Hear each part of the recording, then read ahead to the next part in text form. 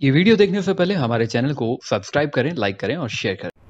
Hello नमस्कार दोस्तों, मैं पवन वर्मा आपका स्वागत करता हूं आपके अपने यूट्यूब चैनल एजुकेशन स्केयर में।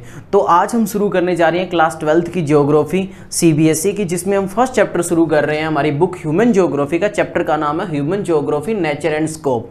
तो सबसे पहले हम जब ये बुक का चैप्टर स्टार्ट कर रहे हैं human geography nature and scope, तो हमें सबसे पहले तो ज्योग्राफी का मतलब पता होना चाहिए। तो ज्योग्राफी को सिंपल शब्दों में क्या कहते हैं, सिंपल वर्ड्स में क्या कहते हैं कि geography is the study of places and the relationship between people and the environment. कि ज्योग्राफी है वो स्टडी करना है प्लेसेस के बारे में और साथ ही साथ रिलेशनशिप क्रिएट करता है ये किसके बीच में, लोगों के बीच में और एनवायरनमेंट के बीच में। यानी कि ज्योग्राफी क्या है, प्लेसेस की स्टडी करना और लोगों का क्या करना, रिलेशनशिप क्रिएट करना एनवायरनमेंट के साथ।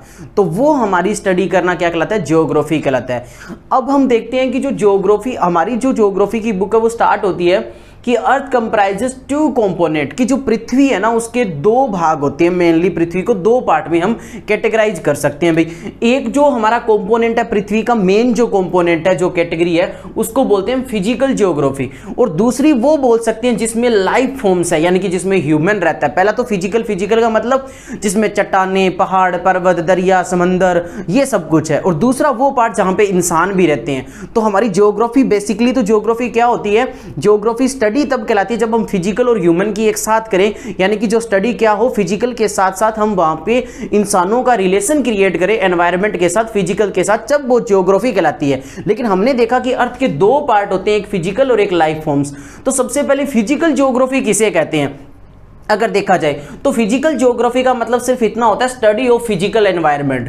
कि जो हम फिजिकल एनवायरनमेंट की स्टडी करते हैं ना, जैसे कि हमने ये देखा कि कहाँ का क्लाइमेट कैसे है, कहाँ पहाड़ है, कहाँ दरिया है, कहाँ समंदर है, कहाँ मरुस्थल एरिया डेजर्ट है, कहाँ कैसा है, तो वो कहलाता है हमारा फिजिकल ज्योग्राफी। और ह्यूमन ज्योग्राफी क्या कहलाता है, जब हम स्टडी करें द रिलेशन बिटवीन, इस फिजिकल ज्योग्राफी का रिलेशन करें ह्यूमन वर्ल्ड के साथ, तो वो बन जाती है हमारी ह्यूमन ज्योग्राफी। यानी कि ह्यूमन ज्योग्राफी की अगर डेफिनेशन देखो तो ह्यूमन ज्योग्राफी की डेफिनेशन क्या है कि जो फिजिकल के साथ, फिजिकल ज्योग्राफी के साथ रिलेशन करे किसका, हमारे पूरे मानव वर्ल्ड का, ह्यूमन वर्ल्ड का, तो वो कहलाती है ह्यूमन ज्योग्राफी। अब देखो भाई, जब ज्योग्राफी स्टार्ट हुई तो उसके ऊपर ड्यूलिज्म व्यूज थे। यानी कि कुछ ज्योग्राफर मानते थे कि भाई ज्योग्राफी की थ्योरी ये होनी चाहिए, कुछ मानते थे ज्योग्राफी की थ्योरी ये होनी चाहिए। ड्यूलिज्म का मतलब दो व्यूज थे। दो व्यूज में कौन से थे, कुछ बोलते थे कि ये जो ज्योग्राफी है ना वो थ्योरेटिकल होनी चाहिए। थ्योरेटिकल यानी कि थ्योरिज्म, जिसको हम नोमोथेटिक बोलते हैं, यानी कि वो लॉ मेकिंग होनी चाहिए। जो एक जो ज्योग्राफी है उसको हम कैसे पढ़े, एक थ्योरेटिकल सब्जेक्ट मान के पढ़े, उसकी हम study world study as a whole मान के करें, यानी कि पूरे वर्ल्ड को एक होल मान के उसकी स्टडी करें। कुछ ज्योग्राफर ये कहते थे, नोमोथेटिक का मतलब ये होता है। और कुछ बोलते थे कि इसको एक डिस्क्रिप्टिव वे में पढ़ना चाहिए, यानी कि इसकी स्टडी हमें आइडियोग्राफिक वे में करनी चाहिए, यानी कि इसकी स्टडी एक अलग अलग पार्ट में, एक सिंगल यूनिट में हम स्टडी करनी चाहिए। तो ये थे ड्यूलिज्म व्यूज।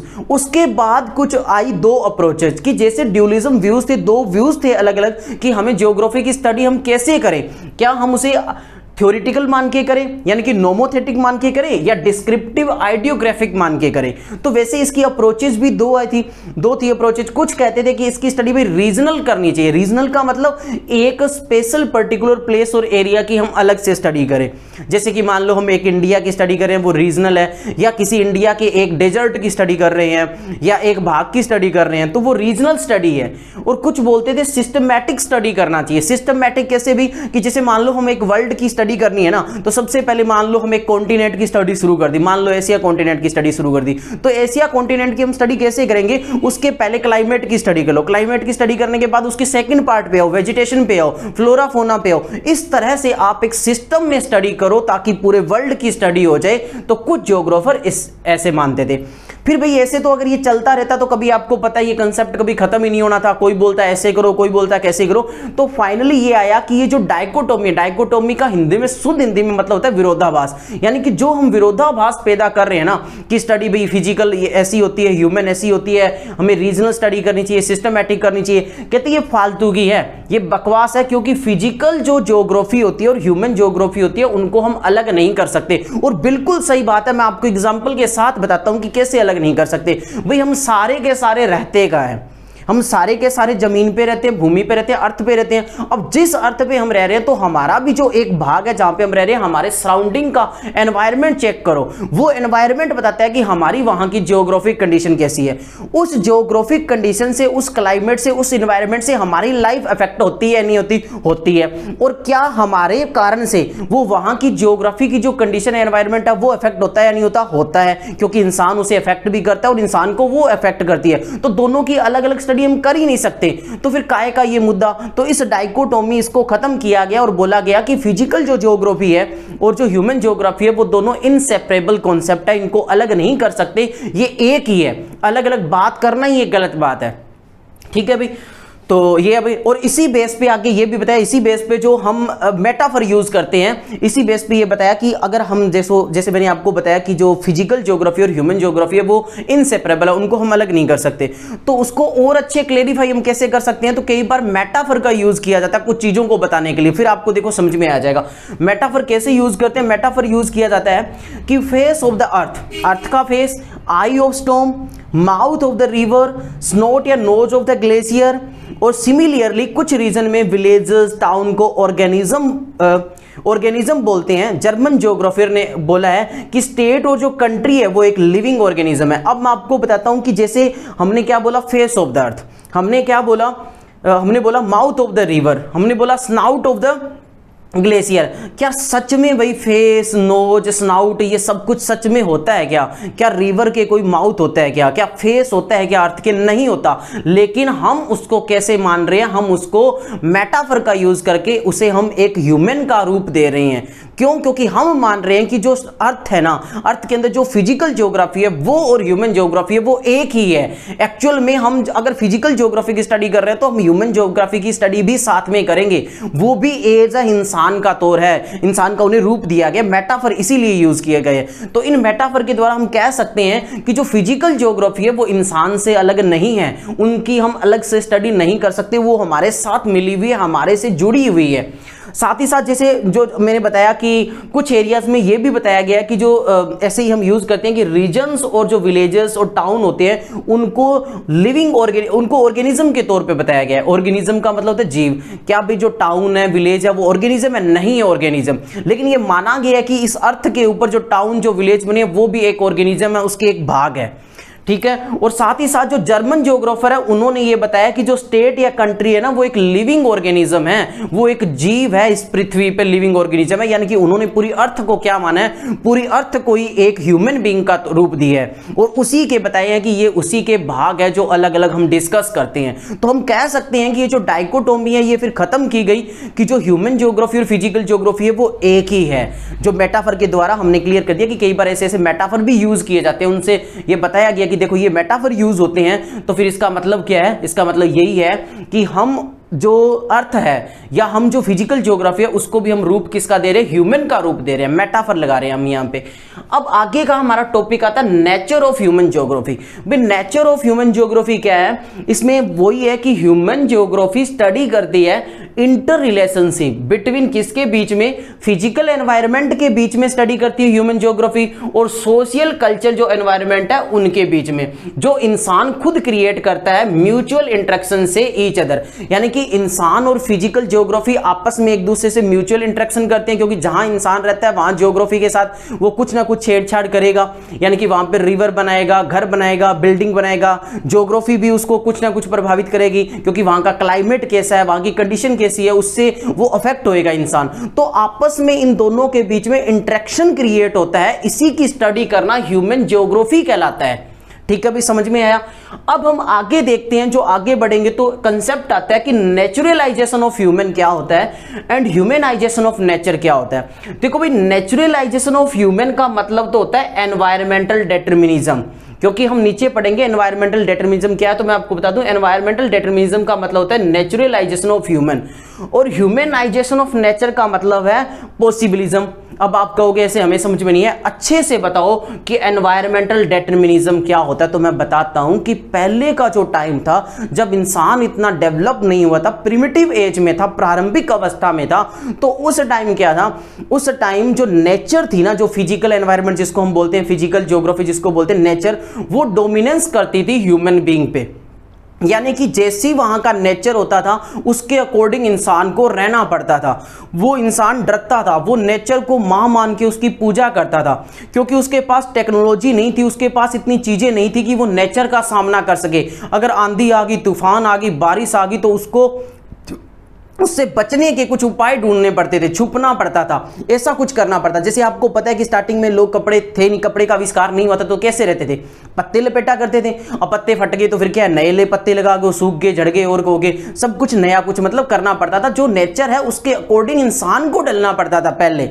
तो उस कंडीशन को ही बोलते हैं एनवायरमेंटल डिटरमिनिज्म, यानी कि जिस कंडीशन में जो नेचर है वो डोमिनेंस करे इंसान के जीवन पर, ह्यूमन लाइफ को वो अफेक्ट करे, इन्फ्लुएंस करे। उसके इन्फ्लुएंस होने के आधार पर ही वो जैसे इन्फ्लुएंस करे ह्यूमन बीइंग को, वैसे इंसान को रहना पड़े अपने जीवन में। जैसे अभी देखो, इन द अर्ली स्टेज और primitive stage when humans were not developed, जब इंसान डेवलप्ड नहीं थे in the field of technology, technology के फील्ड में, at that time humans were fully dependent and influenced by nature। जब इंसान डेवलप्ड नहीं था, उसके पास टेक्नोलॉजी नहीं थी, तो इंसान को कैसे रहना पड़ता था? इंसान एकदम डिपेंड होता था किसके ऊपर? नेचर के ऊपर। नेचर उसको प्रभावित करती थी। दिस टाइप ऑफ इंटरेक्शन, जो ये इंटरेक्शन था प्रिमिटिव सोसाइटी, हमारे पुरानी प्रारंभ की सोसाइटी के बीच में और स्ट्रॉन्ग फोर्सेस जो सोसाइटी जो नेचर की थी उसके बीच में, उसी को हम बोलते थे एनवायरमेंटल डिटरमिनिज्म।